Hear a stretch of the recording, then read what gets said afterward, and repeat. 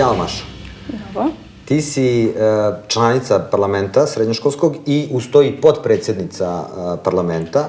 Pa nam reci kakvu ti odgovornost imaš tamo? Šta to znači biti potpredsjednik takvog jednog tela? Pa moj zadatak kao potpredsjednice jeste organizacija samih sednica i aktivnosti koje učenici sprovode. Tako da mi dovodimo razne goste da nam drže predavanja i tako aktiviramo naše učenike da postanu volonteri i često i vršnjački edukatori. Znači omladinski rad, prevencija različitih polno prenosivih bolesti i tako dalje. U tom smislu. Dobro, znači jel ti prija ta odgovornost kao neko ko upravlja nekim procesom, a mlada je osoba? U toku prošle godine shvatili smo da kao učenici medicinske škole ne možemo da pričamo bilo šta po pitanju imunizacije i trenutnog epidemiološkog stanja.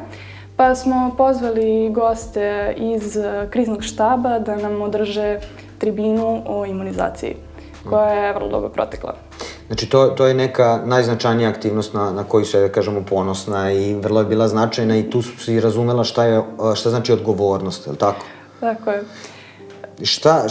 Šta je tvoja preporuka mladima da se uključe da bi razumeli odgovornost i šta još?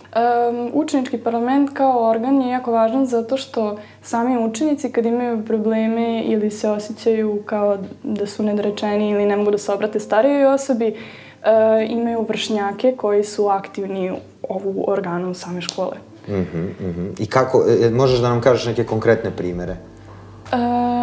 Šta je tvoja najveća pobeda u pomoći za... Naša škola je među jedinima u gradu koja finansira slanje učenika u Petnicu, naučno-istraživački kamp, i to smo se mi kao parlament izborili i razgovarali sa direktorom. I to sprovodimo već nekoliko godina, tako da smo jako ponosni na to. Odlično.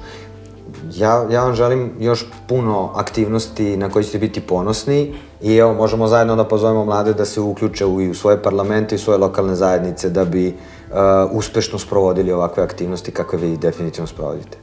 Naravno. Hvala ti puno. Hvala vama.